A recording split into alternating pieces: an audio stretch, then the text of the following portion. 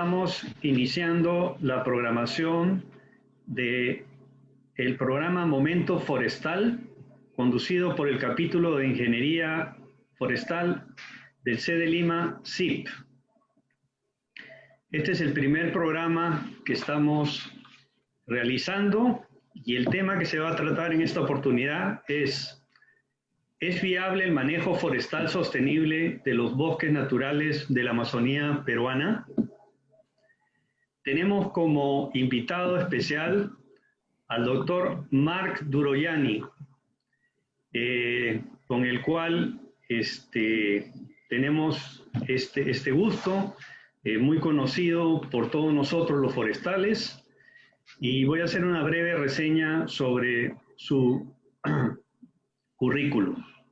Él es ingeniero forestal, doctor en ciencias, profesor de la Universidad Nacional Agraria de La Molina en la década de los 70s, 80s. Actualmente es profesor emérito de esa universidad. Fue director general forestal del Perú. Ocupó la jefatura de la División Ambiental del Banco Interamericano de Desarrollo en Washington y luego fue asesor principal del Banco en Asuntos Ambientales en su sede de Brasil. También fue oficial senior del Banco Mundial, vicepresidente de la Unión Internacional para la Conservación de la Naturaleza y de la Comisión Mundial de Áreas Protegidas. También fue fundador de la Fundación Peruana de la Conservación de la Naturaleza, hoy Pro Naturaleza, y es autor de numerosos libros y artículos sobre temas relacionados al ambiente y al sector forestal. Muy buenos días, Marc. Un gusto tenerte en el programa. Buenos días. Bien, para iniciar este tema, quisiera hacerte una primera pregunta. ¿Cuál es la situación general del aprovechamiento de los bosques naturales amazónicos en el Perú? ¿Puedes contarnos un poco sobre la evolución histórica hasta nuestros días? Bueno, la situación actual es bastante deprimente, como estamos perfectamente informados. La mayor parte de la producción forestal de la Amazonía peruana es absolutamente informal, lo que significa que no obedece a planes de manejo y que es hecha al margen de la ley. Entonces, eso se demuestra inclusive en las concesiones forestales, en las que los Infor, por ejemplo, revela que buena parte de la madera que se exporta es detenida por falta de obediencia a las normas. Entonces, esa es la situación actual. En el pasado hubo ciertamente momentos en que hubo mucho más control sobre la extracción de madera, especialmente en la época del viejo servicio forestal de los años 1960, cuando Flavio Bazán era el gran jefe de la cuestión forestal en el Perú. Y eso duró, yo diría, en los 70, en que la Dirección General Forestal, que heredó al CERFOR de esa época, consiguió realmente administrar a través de los distritos forestales en una forma muy apretada en el terreno mismo la extracción de madera. Entonces, ha habido momentos mejores, ahora estamos en uno de los más complicados y eso es lo que puedo decir. No sé si tienes alguna repregunta sobre ese tema, que es bien amplio en verdad. Claro, de repente comentarnos un poco sobre la sostenibilidad. ¿Qué piensas sobre la sostenibilidad del manejo forestal que se viene llevando a cabo a nivel de concesiones, a nivel de comunidades, bosques de comunidades nativas, otras formas de acceso al bosque? Como dije, entre el 60% y el 90% de la madera producida en el Perú es ilegal o informal. Consecuentemente, no es sostenible. Si hay informalidad o ilegalidad, obviamente no hay sustentabilidad. Digo de 60 a eso difiere mucho con las fuentes y con el criterio que se aplica. Entonces, realmente, a priori, nada de lo que sale fuera de las concesiones forestales es sustentable. Excepto quizás la parte de la madera que sale de los bosques secundarios, que cada vez se manejan más, y en esos casos creo que sí cabe cierta sustentabilidad, pero lo que sale del bosque natural no es sustentable. Ahora, tampoco lo es en las concesiones, que discutir en mayor detalle, porque ellos tampoco obedecen las reglas y porque las reglas en sí, lo que la ley forestal vigente sobre manejo forestal, que es la única garantía de sustentabilidad, es el manejo, es muy poco. En cientos de artículos entre la ley y el reglamento, son 2 o 3 que hablan del manejo forestal, que realmente es la clave de la sustentabilidad. Y en el caso de las concesiones, al cumplimiento de la ley se suma otro factor, que es que prácticamente toda la madera que se corta con edades o en plazos que no permiten la regeneración del recurso.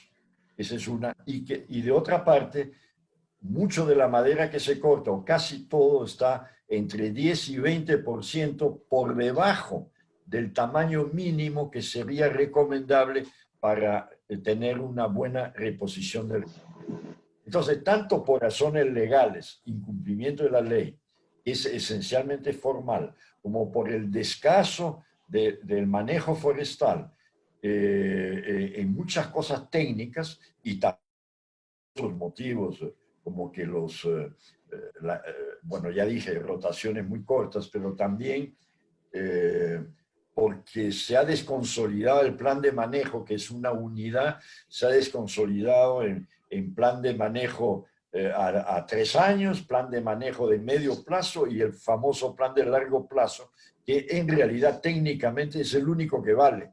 El manejo forestal es a largo plazo y en el Perú se hace en ciclos de 3 años, que son completamente irracionales. Pero hay muchas más razones, el tiempo no da para demasiado detalle. Bueno, suponiendo que los titulares de las concesiones traten de hacer lo mejor posible, la pregunta que cabe hacerse es, con las condiciones actuales, ¿es viable económicamente hablando el manejo forestal para estos titulares de concesiones? Entiendo, es una buena pregunta y esa es la gran pregunta. Para que concesionarios respetuosos de la ley y serios profesionalmente quieran hacer dinero en base a concesiones, tienen un primer problema que es monumental, que es luchar contra la ventaja que tiene el informal. Si del 60 al 90% de la madera producida en el Perú es informal, o sea que no obedece a nada o a casi nada, ¿cómo puede hacer un concesionario respetuoso de la ley ganar dinero? Si tiene una competencia desleal tremenda. Ese es un primer obstáculo que es económico, ¿no? Si hubiera una proporción mayor de la madera que es legal, posiblemente el concesionario honesto podría llegar a cubrir sus costos, pero en las condiciones actuales no. De otra parte, si obedece los principios de la técnica forestal que no están siendo usados y, por ejemplo, alarga la rotación, va a ganar menos dinero que aquel que tiene ciclos de corta muy cortos. Si él respeta el tamaño mínimo, el diámetro mínimo de un árbol, de un tronco, para ponerlo en términos fáciles, si él respeta eso, va a tener que esperar más que el otro que vende troncos de tamaño menor, de diámetro menor. Entonces, y además tendría que cumplir para ser realmente sustentable una serie requisitos que son complicadísimos. Yo creo que en las concesiones forestales, el Estado peruano, el Servicio Forestal, o en fin, la autoridad forestal, ha renegado de su función de manejar el bosque sosteniblemente y le ha echado todo el trabajo al concesionario. Y entonces el concesionario tiene que invertir para producir madera y ganar dinero, y encima tiene que invertir un montonal de dinero para que el bosque continúe cumpliendo sus funciones ambientales, es decir, sus servicios ecosistémicos, lo que es responsabilidad realmente del concesionario, es una responsabilidad del gobierno. Entonces, eso es un problema que se suma a los problemas de concesionario. Competir contra la informalidad, cumplir requisitos técnicos de sustentabilidad y encima tener que cumplir una serie de requisitos para sustentar, para mantener servicios ecosistémicos que no son cosa de él. Él no los vende, él vende madera. Ok. A futuro, ¿cómo ves las tendencias justamente de la función de los bosques naturales en cuanto a la provisión de servicios ambientales o ecosistémicos? ¿No? A futuro, ¿cómo va a ir la tendencia? ¿Cómo va a ir cambiando? Los servicios ecosistémicos del bosque natural son diversos. Los más importantes son su capacidad de frenar el cambio climático almacenando enormes cantidades de carbono, evitando que ese carbono se emita a la atmósfera en proporciones enormes. Ese es uno. El otro es obviamente manteniendo la funcionabilidad del ciclo hidrológico.